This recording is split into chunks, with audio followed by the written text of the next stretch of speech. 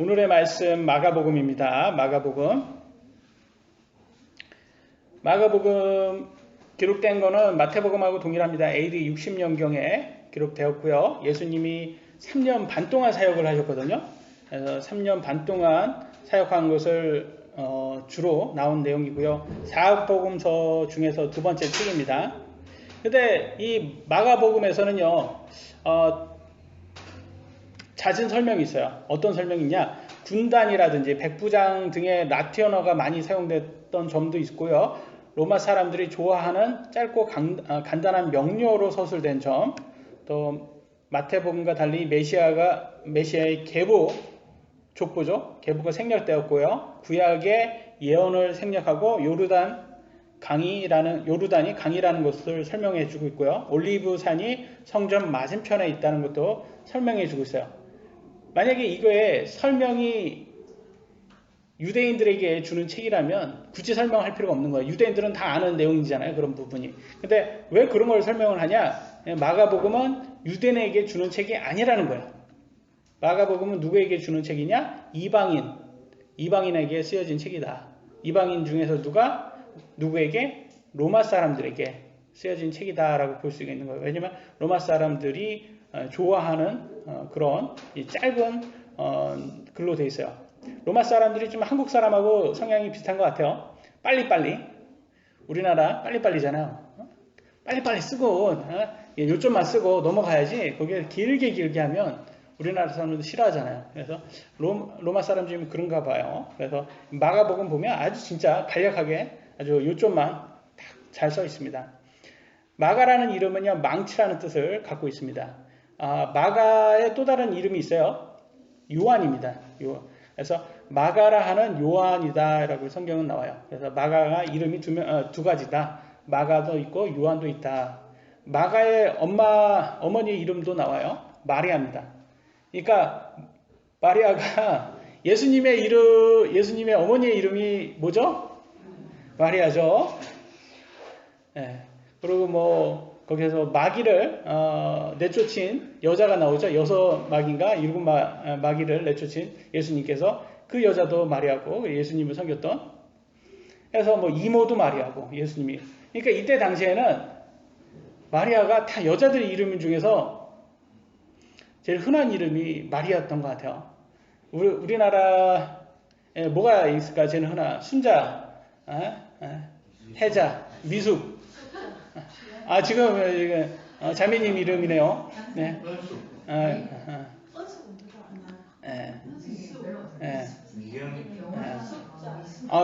미영이는 제 여동생 이름인데 정말 흔해요. 그러니까 특히 김미영 팀장님 그러면 다 하잖아요. 그래서 미영이라는 이름도 흔하고 그런 것처럼 되게 흔한 이름 중에 하나인 것 같아요. 마리아가. 그래서 성경에는 마리아가 제가 알기로는 한 8명 나오는 걸로 알고 있어요. 근데 성경에는 이게 누구 마리아라고 나온 것도 있지만 거의 대부분 그냥 마리아라고 나오니까 우리 좀 공부를 해야 돼요. 이 마리아가 어떤 마리아인지. 그래서 성경에서는 감사하게도 여기에는 마리아는 이제 마가의 어머니라고도 알려주고 있고요. 보세요. 사도행전 12장 12절로 25절에는 이렇게 나왔습니다. 마가라는 요한, 이게 마가복음을 쓴 마가입니다. 그의 어머니는 마리아다라는 것도 알려주고 있고요. 25절에도 나오죠. 바울과 사울의 사역을 마치고 마가라는 이름의 요한이라고 나왔어요. 여기도 마가라는 이름의 요한이라고 나왔어요. 이것도 같은 마가복음 쓴 마가입니다. 바나바와 사울이라고 나오는데 사울은 예수님을 만나고 바울로 이름이 바뀝니다. 그래서 여러분 바울 서신을 많이 보고 있죠. 그 사도 바울 이게 이 사람입니다. 그래서 3차 선교 여행으로 많은 교회도 세우고 정말 신약에서 가장 하나님께서 많이 쓴 사람이죠. 바울. 그 사람하고 같이 사역한 사람이 바나바예요. 바나바. 근데 바나바하고 이 마가하고 가족관계예요. 어떤 가족관계냐면 골로새서 4장 10절에 나옵니다. 볼까요? 바나바의 누이의 아들 마가라고 나와 있어요. 바나바의 누이는 마리아라는 걸 알 수 있고요. 그의 아들 마가라고 나왔습니다. 그러니까 마가와 바나바는 마가의 외삼촌이 바나바다라는 것을 알 수 있는 거예요. 그죠? 그래서 외삼촌과 이 조카의 관계라는 것을 이제 이렇게 해서 성경을 통해서 알 수 있어요. 그래서 마가는 실제로 복음서에서는 많이 이름이 나오지 않습니다. 예? 마가 복음서로 쓰기는 했지만, 그렇지만 나중에 이렇게 뒤에 보면 베드로의 믿음의 아들이라고도 나오고요. 사도행전에서는 특히 마가가 8번이나 언급이 돼요. 그러니까 이 마가가 정말 활동을 많이 했던 것으로 볼 수 있습니다. 약간 바울과 약간 이슈도 있었어요. 마가 선교지를 갔다 온 다음에 이 바나바하고 바울을 섬겼다가 이제 떠납니다. 제가 보기에는 바울이 엄청 좀 스파르타식으로 하지 않았을까 예상을 해봅니다. 근데 이제 바나바는 좀 약간 좀 다 이렇게 챙겨주는 그런 스타일이에요. 그러니까 근데 이제 또 조카니까 또 얼마나 잘 챙겨줬겠어요. 그랬는데 이제 바울이 너무 스파르타식으로 하니까 힘들었나 봐요. 그래서 갔다가 이제 그때는 좀 이제 바울이 나중에는 화해를 하고 마가를 다시 오라고 합니다. 나중에는 그만큼 이제 그런 약간의 이슈도 있어요.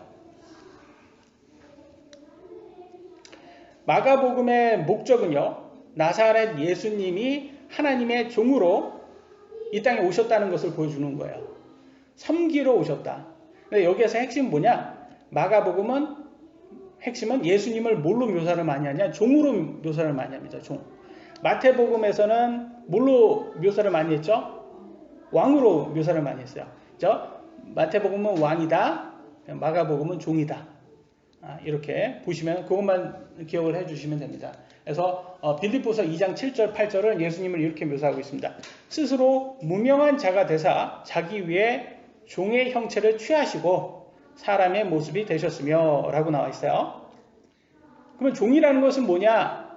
여러분, 종이라는 것은 사람을 종이라고 지금 하잖아요. 사람을 종이라고 합니다.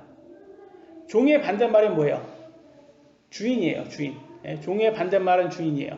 그러면 인간이라는 존재는 우리는 인본주의 사상 때문에 우리가 주인으로 착각을 하고 있지만 사실은 성경에서 보면 인간이라는 존재는 종이에요.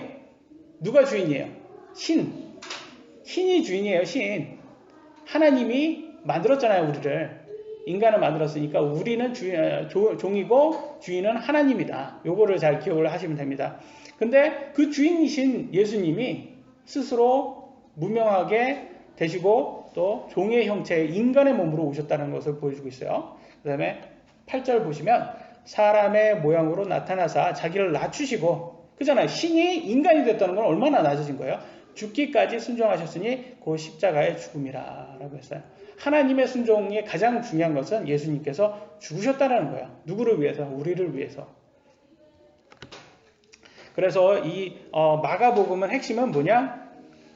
종이라는 것을 가장 많이 핵심적으로 나오고 있다. 그래서 마가복음은 마태복음부터 시작해서 마가복음, 누가복음, 요한복음 보시지만 제일 짧은 장이고 아주 갈려요. 구절도 짧고. 그래서 정말 뭐라고 나오냐면 역사서에서는 세상에서 가장 짧고 명쾌하며 놀랍고 동시에 가장 만족스러운 역사 기록이다라고 평을 한답니다.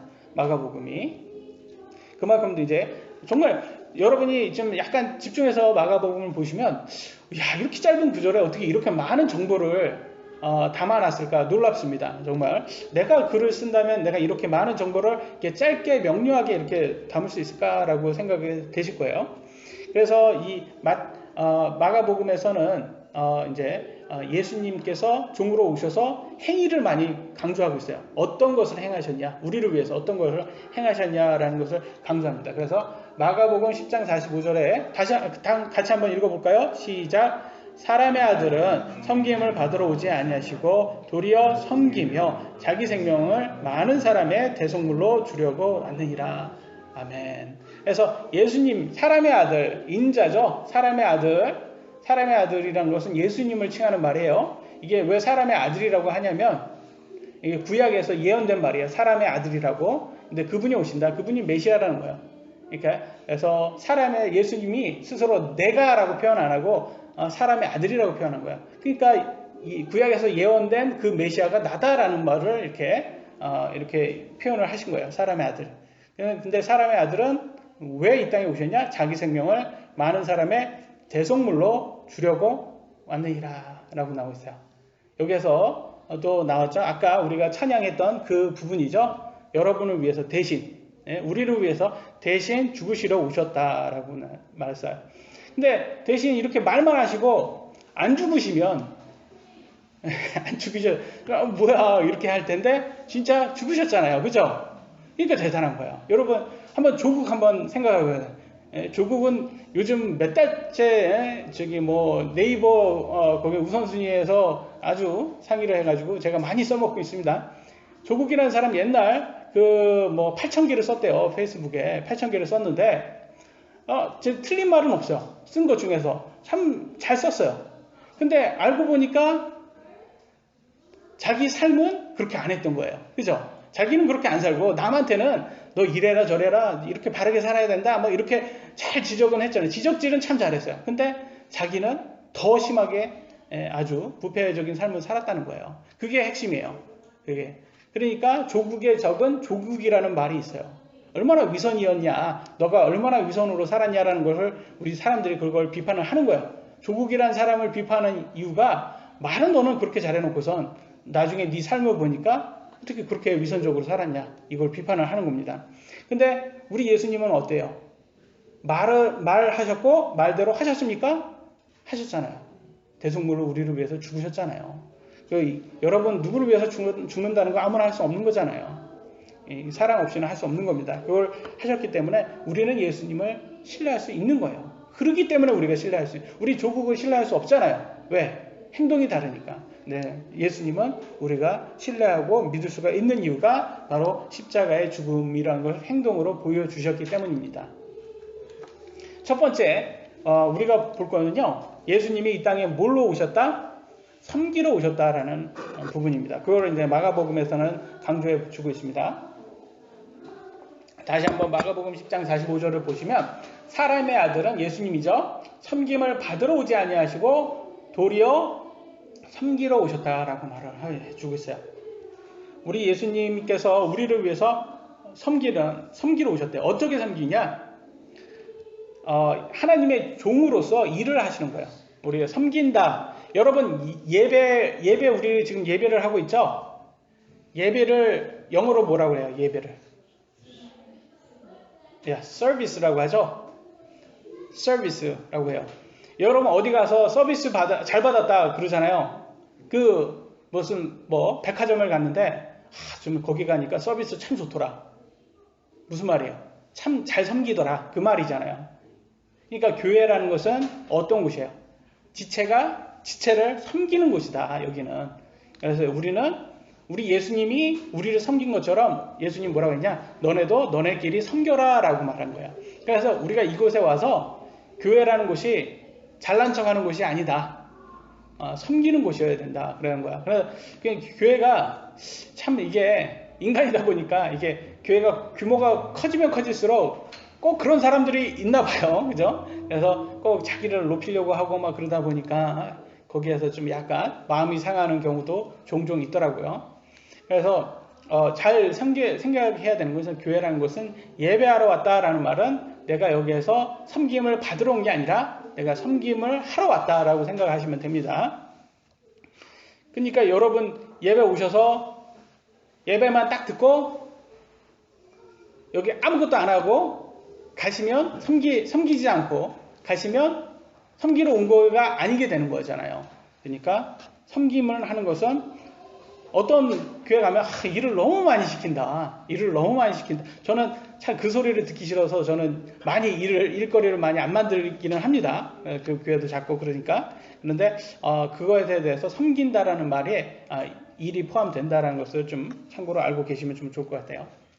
그래서 예수님께서 섬기러 이 땅에 오셨다는 것을 많이 강조해 주고 있고요. 마태복음은 아까 말씀을 드렸지만 왕이라는 것을 많이 강조했다고 그랬잖아요. 왕이라는 것. 그러니까 마가복음에서는 그 왕이 할 수 있는 것들이 다 생략돼 있어요. 정말 과감하게 생략되어 있습니다. 그 중에서 먼저 처녀 탄생.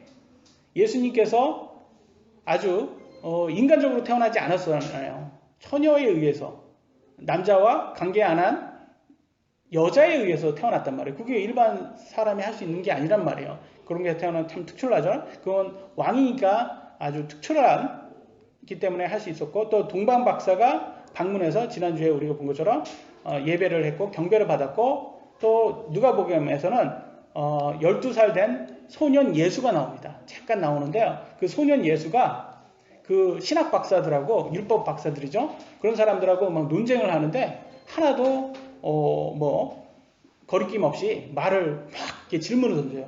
그리고 그들을 당황시킵니다. 그런 거 보면 오늘날로 말하면 천재인 거예요. 야, 어떻게 저렇게 천재냐. 그러니까 무슨 학문의 천재인 것처럼 성경 천재인 거예요. 그래서 그런 것들도 참 나오고, 또 산상수훈이라든지 임마누엘이라는 말, 우리와 함께 계시는 하나님, 이런 것들이 정말 그분이 하나님이라는, 왕이라는 것을, 그런 것들은 많이 강조하지 않습니다. 다 생략되어 있어요. 그 다음에 요한복음에 나오는 예수님이 십자가에서 돌아가실 때 하신 말씀이 있어요. 다 이루셨다, 다 이루었다 라는 말, 이런 것도 왕이기 때문에 할 수 있는 말이에요. 또 마태복음에서는 이런 말도 합니다. 26장 53절에 보면 이런 말을 하여, 당장이라도 그분께서 12군단이 넘는 천사들을 내게 주시도록 할 수 없는 줄로 생각하느냐 라는 말을 해요. 이 말은 뭐냐면, 예수님이 십자가에서 죽으신 것은 그분이 스스로 원해서 가신다는 거예요. 그분이 기도 한 번만 하면 천사들이 와서 예수님을 풀어줄 수가 있었다는 거예요. 그런데도 예수님이 부르지 않는다라는 말이에요. 그러면 왕이니까 그럴 수 있었던 거죠. 이 세상의 왕이기 때문에 그런 능력이 있다는 걸 강조하는 부분인데, 마가복음에 이런 거는 생략되어 있습니다. 누가복음에 또 보면 이런 말을 합니다. 오늘 내가 나와 함께 낙원에 있으리라. 누구한테 한 말이에요? 예수님하고 같이 죽은 강도 중에서 한 명에게 얘기했잖아요.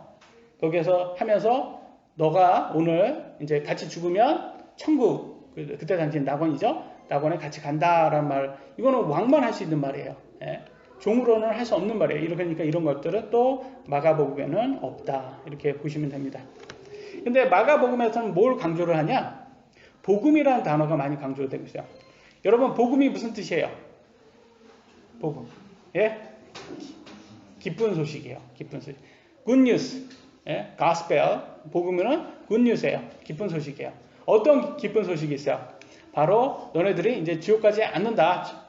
예수님을 통해서 천국 간다라는 기쁜 소식이에요. 근데 오늘날 진화론이 들어오면서 더 기쁜 소식을 갖고 왔어요. 그 사람들은 뭐예요? 신이 없다. 너네 지옥이란 곳 자체가 없다. 천국도 없지만 지옥이란 거 없고 너네 죽으면 그냥 없어진다.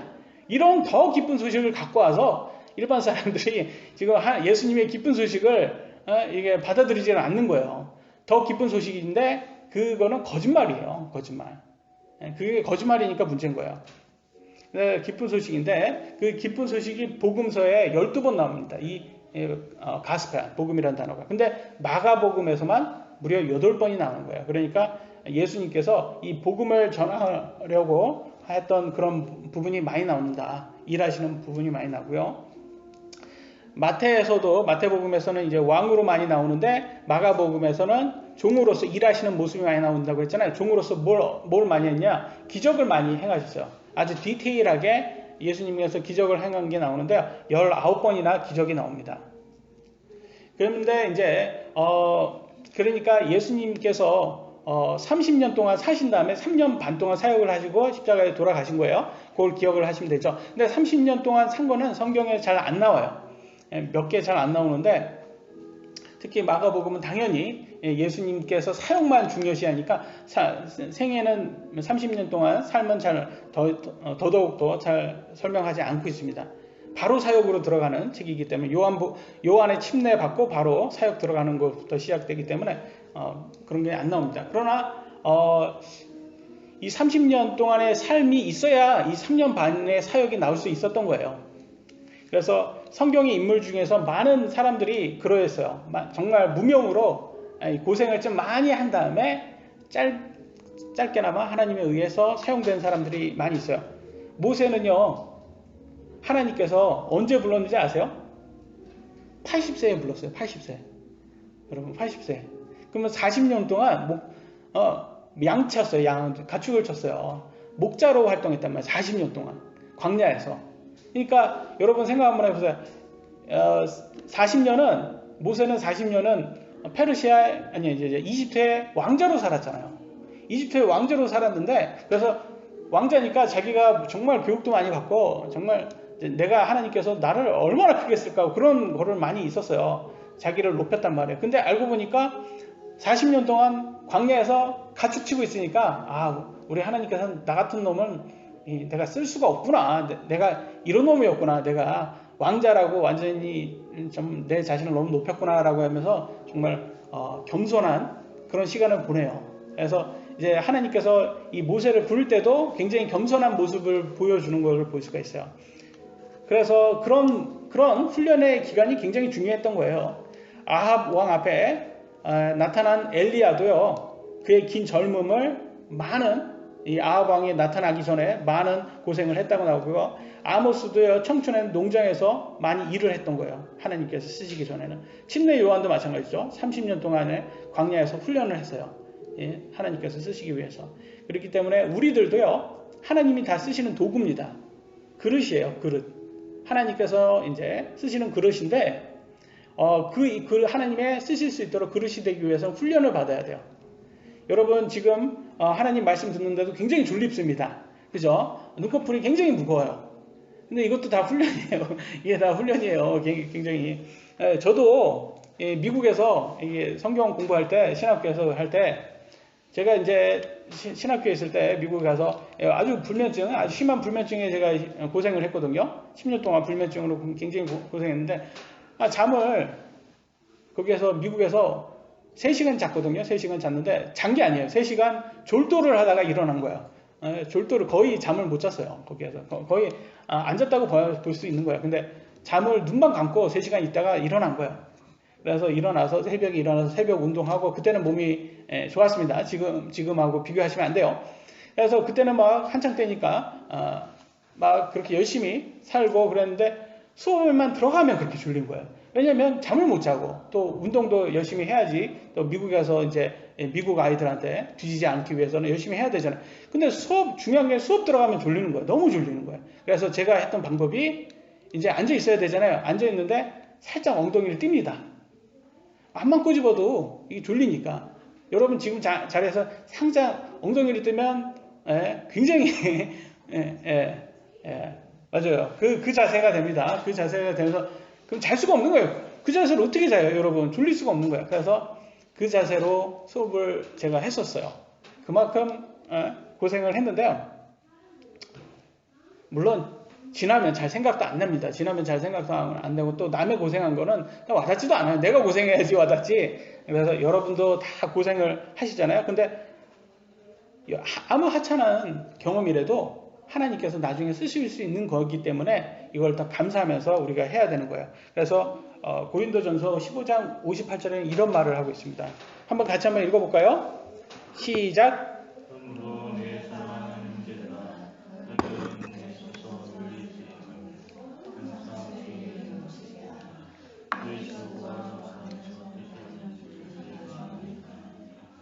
아멘. 주의 일을 넘치게 하랍니다. 많이 하래요. 왜냐하면 너희 수고가 주 안에서 헛되지 않은 줄을 너희가 아느니라. 여러분이 주님 안에서 열심히 일하시는 것은 헛되지 않은 거라는 거예요. 영원하다는 거예요. 그래서 이 땅에서 한만 열심히 일해봤자 헛된 것들이 참 많습니다. 그러나 주님 안에서 일하는 것은 헛되지 않은 거기 때문에 여러분 열심히 일하라고 나와 있습니다. 두 번째 우리가 볼 거는 예수님께서 또 우리의 본보기가 되시기 위해서 오시는 모습이 나옵니다. 마가복음에 보시면 1장 9절로 10절에 보면 이제 예수님께서 사역을 하시기 전에 첫 번째 했던 게 뭐냐면 침례 요한한테 갑니다. 침례 요한한테 가서 먼저 침례를 받아요. 침례를 받는데 침례를 받는 모습이 나옵니다. 근데 침례가 여러분 몇 개가 침례 받는 방법이 나오는데 침례가 받는 방법이 몇 개가 있을까요? 많이 있을까요? 그냥 딱 하나일까요? 성경에는 하나밖에 없다고 나와요. 에베소서 4장 5절로 6절에 보면 한 주, 주님은 한 분이는 거예요. 한 믿음, 믿음도 하나예요. 또 한 침례, 침례도 하나입니다. 또 한 하나님, 하나님도 한 분인 거예요. 침례 방법이 여러 개가 아니라는 거야. 딱 하나예요. 그러면 여러분 다시 돌아가서 그러면 어떤 침례를 받는 게 가장 성경적인 침례일까요? 예수님이 받은 침례가 가장 성경적인 침례겠죠? 그죠? 예수님께서 요한에게 침례를 받으시고 곧바로 물 속에서 올라오실 때라고 나와 있어요.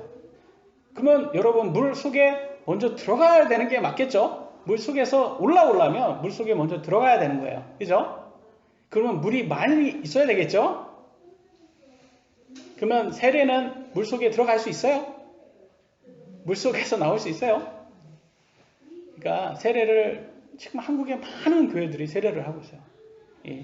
이제 왜냐면 그 배경은 끝까지 올라가 보면 카톨릭의 영향입니다. 천주교의 영향인데 어떤 분이 그래요. 그러면 한국에 이렇게 많은 교회가 세례를 하는데 그게 잘못됐단 말이에요. 심지어 한국의 성경은 세례라로 이름까지 단어까지 바꿔버렸어요. 그냥 침례를 세례로 바꿔버렸어요. 미국 성경 어느 버전을 봐도 다 침례거든요.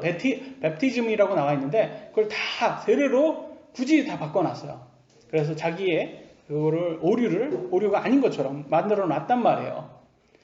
그런단 말이에요. 많은 사람들이 한국에 많은 교회들이 다 세례라고 하는데 그게 틀렸습니까? 저한테 반문하신 분들도 있었어요. 근데 제가 그래요. 좀 틀렸죠. 왜? 성경에는 안 나왔으니까 그렇게. 성경에 세례하는 게 나왔냐? 세례하는 모습이 있냐? 없다는 거죠. 그러니까 그런 부분은 자꾸 양으로 따지려고 그래요. 그죠? 한국에 침례하는 교회보다 세례하는 교회가 더 많으니까 양으로만 따지면 세례가 이기겠죠. 다수결로만 따지면 세례가 이깁니다. 한국에서는. 근데 그런 거 따질 수가 없는 거예요. 왜냐면 다수결로 따지면 예수님 믿는 사람보다 안 믿는 사람이 더 많아요. 그렇게 따질 수가 없는 거예요. 진리를 그렇게 따질 수가 없는 거예요. 그래서 세례와 침례 얘기가 나오면 많은 사람들이 그거 중요하지 않아. 그냥 막 넘기려고 그래요. 근데 이게 넘길 사항이냐? 예수님께서 본보기로 주셨는데 그래서 우리는 세례로 하지 않고 침례로 하는 겁니다. 그 다음에 이제 보시면 우리 하나님께서요, 우리 예수님이 자신의 아들이라는 것을 음성으로도 알려주셨어요. 마가복음 1장 11절에는 한 음성이 나서 이르시되 너는 내 사랑하는 아들이라 내가 너를 매우 기뻐하노라. 마가복음 9장 7절에는 한 음성이 나서 이르되 이 사람은 내 사랑하는 아들이니 그의 말을 들으라 라고 해서 하나님께서 이렇게 친히 예수님이 자신의 아들이라는 것까지 이렇게 증명을 해 주셨어요. 성경이 이렇게 나왔는데 굳이 사람들이 이제 예수님이 자꾸 하나님의 아들이냐, 메시아가 맞냐, 그리스도가 맞냐 이렇게 따지는 그런 부류들이 많잖아요. 그래서 오늘날 종교를 보면 예수님을 믿지 않는 종교들이, 예수님을 구원자로 믿지 않는 종교들이 상당히 많습니다. 기독교하고 비슷하지만 안 믿는 사람들이 상당히 많아요. 뭐 여호와의 증인이라든지 이런 사람들 안 믿어요. 예수님을. 뭐 장애인 유대교들도 안 믿고요. 예수님을 메시아로. 그러니까 이런 것들하고 변론할 필요가 없는 거예요. 근데 왜 그러면 다시 말해서 그러면 무신론자들은 왜 예수님을 안 믿냐라고 했을 때 정말 성경이 진짜인가? 이런 의심이 있는 거. 여러분 그거 여러분 속에서 생각나는 걸까요? 아니면 다른 무언가가 여러분에게 그런 생각을 주는 걸까요? 네? 성경에서는 그게 다른 무언가가 여러분에게 그 생각을 주는 거라고 말을 해주고 있어요. 그 다른 게 뭔지 보겠습니다. 고린도후서 4장 4절에는 이렇게 말해요. 이 세상의 신 뭐라고 했죠? 사탄이죠. 믿지 않는 자들의 마음을 가려. 이런 무신론자들이죠. 그들의 마음을 가렸대요. 그래서 하나님의 형상이신 그리스도 예수님이죠. 영광스러운 복음, 그분이 갖고 온 이 영광스러운 복음의 빛이 그들에게 비치지 못하게 하였느니라. 그래서 여러분 예수님의 복음을 믿지 않는 사람들, 예수님이 구원자라는 이 기쁜 소식을 믿지 못하게 하는 것은 누구냐? 여러분 스스로가 아니다. 그럼 누가 하는 거냐? 이 세상의 신 사탄이 그런 거다. 그러니까 여러분이 하나님을 믿지 않으면 누구를 믿는 거야? 자동적으로 사탄 믿는 거예요. 그러니까 많은 사람들이 여기에서 문제가 있는 거예요. 야, 하나님이 이 세상을 만들고 우리를 사랑한다 해놓고선 왜 우리를 지옥으로 보내? 정확히 말해 줄게요. 여러분 사탄 믿고 있는 거예요. 그렇게 말하는 사람은 사탄을 믿고 있기 때문에 사탄을 하고 쫓아가는 거예요. 사탄이 지옥에 가기 때문에 같이 쫓아가는 거예요. 본인이 선택한 거라. 그러니까 조심하셔야 되는 거예요. 깨달으셔야 돼요. 예수님을 구원자로 고백하지 않으신 분들은 여러분은 누구를 믿고 있느냐? 세상의 신 사탄을 믿고 있다. 사탄한테 속고 있다라는 것을 잊지 마시기 바랍니다. 또 마가복음 1장 13절에서는 이렇게 말하고 있어요. 예수님께서 이제 사역을 시작하기 전에 뭘 하냐? 사탄에게 시험을 받으시고 라고 나와 있어요. 예수님이 시험을 받으셨다고 나와요.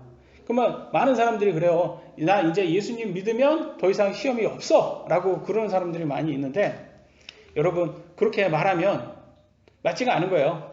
그죠? 예수님 믿으면 시험이 있을까요? 없을까요?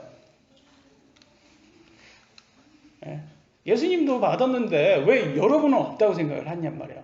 근데 많은 사람들이 지금 잘못 생각해요. 예수님 믿으면 뭐 건강해지고, 예수님 믿으면 뭐 일도 잘 풀리고, 예수님 믿으면 사업도 잘 되고, 뭐 걱정거리도 없고, 다 그럴 거라고 생각하는데 실제 그러냐? 그렇지 않다라는 거예요. 성경에서는. 그럼 오히려 하나님의 아들이면 오히려 더 징계가 있다고 말합니다. 볼까요? 히브리서 12장 8절에 이렇게 나왔어요. 모든 사람이 징계를 받음으로 너희에게 징계가 없으면 너희가 사생하여 아들이 아니니라. 이렇게 말하고 있어요. 하나님의 아들이라면 당연히 징계를 받는다라는 거예요, 여러분. 저도 그래요. 저도 제 아들은 제가 징계를 할 수가 있어요. 근데 남의 아들은 제가 징계를 못 하겠어요. 왜? 눈치가 보여요. 그러잖아요. 혼낼 수가 없어요. 왜냐면 엄마가 저한테 뭐라고 할 수 있잖아요. 그잖아요. 제가 얼마나 무서워요. 제가 여자를 상당히 무서워하는 사람입니다, 제가. 그래가지고, 뭐라고 하면 어떻게 할까? 그런 생각이기 때문에 제가 뭐라고 못해요. 엄마 없을 때만, 이놈, 그러면 안 돼! 뭐 이렇게 해서 제가 그 주위에 공원 같은 데 가면, 애가 너무 시끄럽게 한다 그러면, 뭐라고 제가 혼내고 막 도망갑니다, 저도. 왜? 걔는 엄마가 나타나면 제가 지니까. 그러니까 제가 이렇게 여러분 잠 쫓으라고 이렇게 농담으로 하는데, 징계가 있다라는 거야. 그러니까 예수님 믿는 사람은 징계가 있다. 그래서 시험이 있다. 근데 여기에서 징계는 뭐냐면 하나님이 주는 징계는 잘 되라고 줄까요? 못 되라고 줄까요? 잘 되라고 주는 거예요. 그러니까 우리가 자꾸 유혹에 빠지고 그럴 때 이렇게 징계를 주는 거예요. 그렇게 가지 말아라.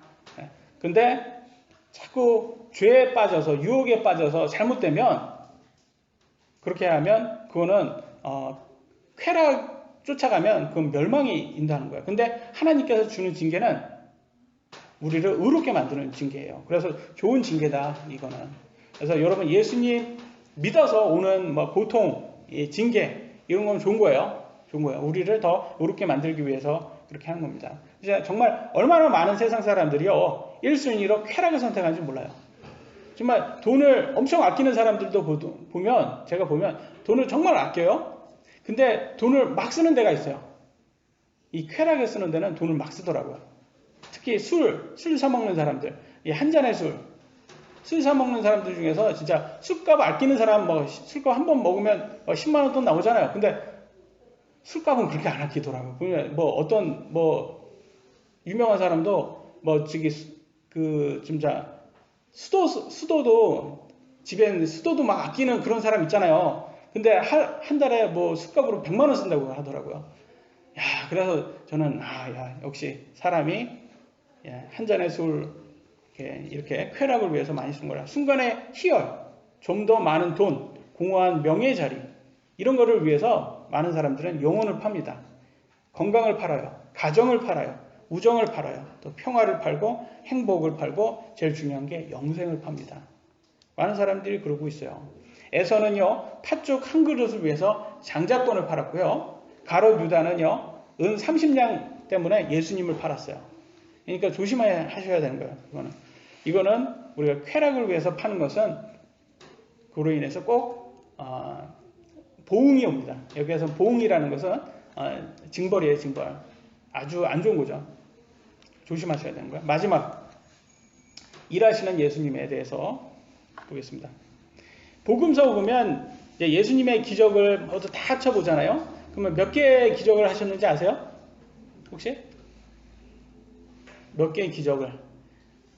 잘 기억 안 나면 그냥 40개 정도 생각하시면 되고요. 정확히 보면 37개가 나옵니다. 예수님의 기적이. 그 중에서 마가복음에는 19개가 나온 거예요. 아주 디테일하게 나왔는데요. 그 중에서 예수님이 마가복음에서 집중했던 부분이 뭐냐면 병을 고치는 거. 병을 고치는 기적이 많이 나와요. 근데 예수님이 이 땅에 오신 게 의사처럼 병 고치기 위해서 왔을까요? 만약에 병 고치러만 왔다면 병이 없는 사람, 건강한 사람들은 예수님을 필요로 했을까요? 필요로 하지 않았을 거예요. 그러니까 누가 필요로 하지 않았습니까? 예수님을. 돈이 많았던 바리새인들, 종교 지도자들, 이런 사람들은 돈이 많기 때문에 병도 잘 안 걸렸고 잘 먹고 잘 했으니까 병도 잘 고쳐오고 일단 병이 잘 나지도 않았을 거예요. 그래서 이 사람들이요 예수님을 별로 필요로 하지 않았어요. 누가 많이 필요로 했어요? 없는 사람들, 병 있는 사람들이 예수님을 많이 필요로 했습니다. 그래서 이 종교 지도자들은 오히려 예수님의 기적을 못마땅하게 여겼어요. 그래서 심지어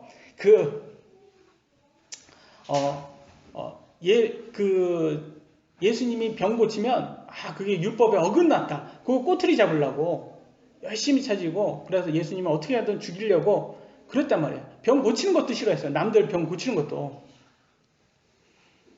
그래서 율법에서 그게 어긋난 거를 막 찾으려고 많이 노력을 했어요. 근데 사실은 예수님께서 이 땅에 오신 이유는 병을 고치려고 온 게 아니에요. 뭘 고치러 왔냐?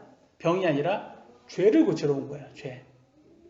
여러분의 죄를 고쳐주러 온 거예요. 예수님께서. 죄를 고쳐주러 왔는데 사실은 죄를 고치러 왔는데 내가 너네들의 죄를 고칠 것이다. 이렇게 하면 여러분이 믿어질까요? 안 믿을까요? 안 믿어요. 내가 죄를 고치러 왔다 그러면 안 믿어요. 그래, 죄 고쳐봐. 이렇게 하는데 뭐 티가 안 나잖아요.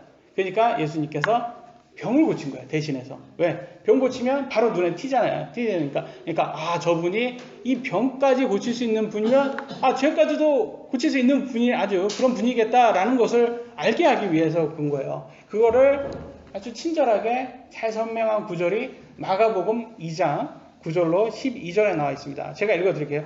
마비병 환자에게 내 죄들을 용서받을지어다 하고 말하는 것과 일어나 내 자리를 들고 걸어가라 하고 말하는 것 중에 어느 것이 더 쉬우냐? 어떤 것이 쉬워요, 여러분? 마비병 환자예요. 걷지 못하는 마비병 환자인데 너 걸어가라 이렇게 하는 거하고 너 죄를 내가 용서하겠다. 내 죄를 고쳐주겠다. 어떤 게 더 쉬워요? 예? 다 그렇게 생각해요. 죄를 고치는 게 쉽다라고 말해요. 실제 그게 맞는 말이에요. 죄를 고치는 게 죄를 고치는 게 쉬워요, 어려워요? 어렵죠. 실제는 더 어려운데 근데 죄를 고친다 하면 눈에는 안 보이는 거예요. 근데 만약에 여기에서 걸어가라 그랬을 때는 바로 거짓이 탄로나잖아요. 그러니까 여기에서는 이게 더 어려운 거예요. 이게 더 어렵잖아요. 왜냐면 바로 들통나니까. 그러니까 예수님이 그런 거예요. 실제로는 죄를 용서하는 게 더 어렵지만 여기에서는 죄를 이렇게 들고 걸어가라 그 말이 더 어려운 거예요. 그러나 사람의 아들이 메시아죠. 예수님이죠. 땅에서 죄들을 용서하는 권능을 가진 줄을 너희가 알게 하려 하노라 하시고 마비병 환자에게 이르되 내가 내게 이르노니 일어나 내 자리를 들고 내 길로 내 집으로 가라 하심에 그가 즉시 일어나 자리를 들고 그들 모두 앞에서 나아가거늘 그들이 다 놀라 하나님께 영광을 돌리며 이르되 우리가 그 일을 이런 식으로 결코 본 적이 없다 하니라. 여기에서 핵심은 뭐예요? 내가 죄를 용서할 수 있는 권능을 가졌다. 이거 알게 하는 거예요. 근데 사람은 이거에 관심 있어요? 병 고치는 거에 이거에 관심 있어요? 이거에만 관심 있어요. 그래서 오늘날도 은사주의 교회들이 그렇게 인기가 많아요. 예수님에게 병 고치는 거 이거에만 관심이 갖고 죄 용서에는 관심이 없는 거예요. 지금 이해되시죠? 이게 뭐가 문제인지. 병 고치는 거는 병이 고쳐졌어요. 그래도 다시 또 병 날 수 있어요. 죽었던 사람도 다시 일어났어요. 근데 시간이 지나면 다시 또 죽어요. 이해되시죠? 그러나 가장 중요한 거는 죄예요. 죄의 용서예요. 이거를 핵심을 보지 못하면 사람들은 영생을 얻을 수가 없는 거예요. 가장 중요한 건 예수님의 영생이에요. 영생을 주는 영원히 죽지 않는 그거를 주는 건데 사람들은 자꾸 병 고치는 것만은 이거에 생각 관심을 보니까 은사주의 교회 가서 목사님이 안수하고 막 이렇게 샬라샬라 이렇게 기도해가지고 안수 한번 해주니까 갑자기 안진뱅이가 일어나고 갑자기 교회 성도들이 막 병이 있었는데 그 병이 고쳐지니까 우리 목사님 아주 대단한 분이다 그러면 목사님을 쫓아가다가 목사님을 교주로 만드는 그런 교회들이 너무 많습니다. 맞아요, 틀려? 맞잖아요. 그래가지고 보면 여러분 이단들 보면 병을 고치잖아요. 목사들이 교주들이 병 고치잖아요. 조심하셔야 돼요. 이 병 고치는 것은 하나님만 줄 수 있는 게 아니라 누구도 줄 수 있다? 사탄도 줄 수 있어요.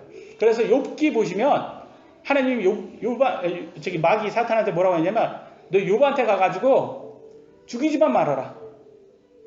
뭐 병 주고 막 그건 네 맘대로 하는데 죽이지만 말아라 그래요. 그러니까 사탄이 병도 줄 수 있고 병도 고칠 수 있다는 것을 잘 기억하셔야 되는 거예요. 사탄도 다 할 수 있다.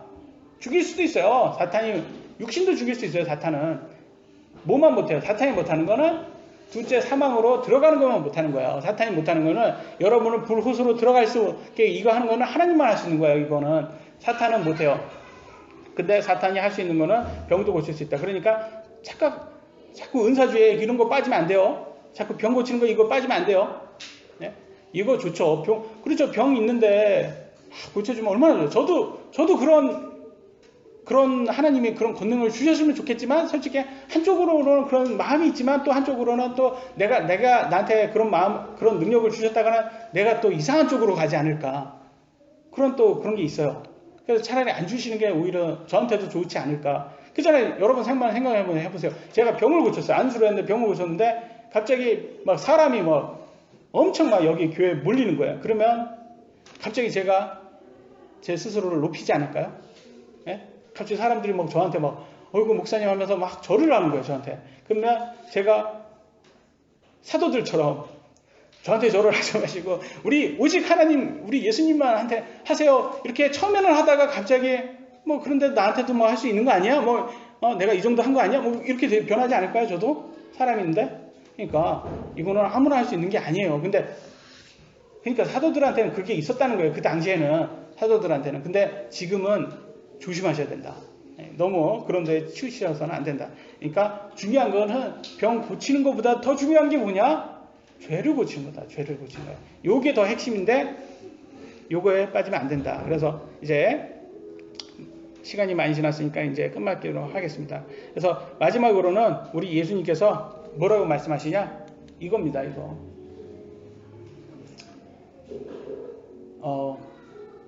이거는 지나갈게요. 그냥 너무 많이. 그러니까 마지막으로 이거만 보겠습니다.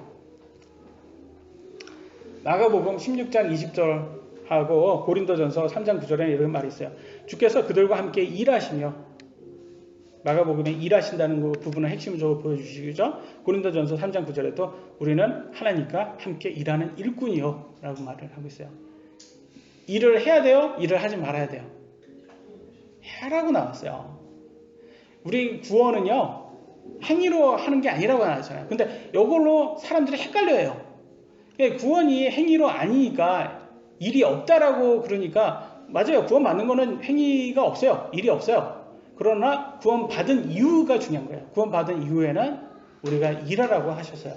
주님 안에서 일을 열심히 해야 되는 거예요. 그래서 우리 예수님께서 그걸 본으로 우리한테 보여주셨잖아요. 예수님이 일을 열심히 하셨잖아요. 성령 받고 예수님께서 성령 받고 침례 받고 성령 받고 일 안 하시고 가만히 있으셨어요? 아니면 일 열심히 하셨어요?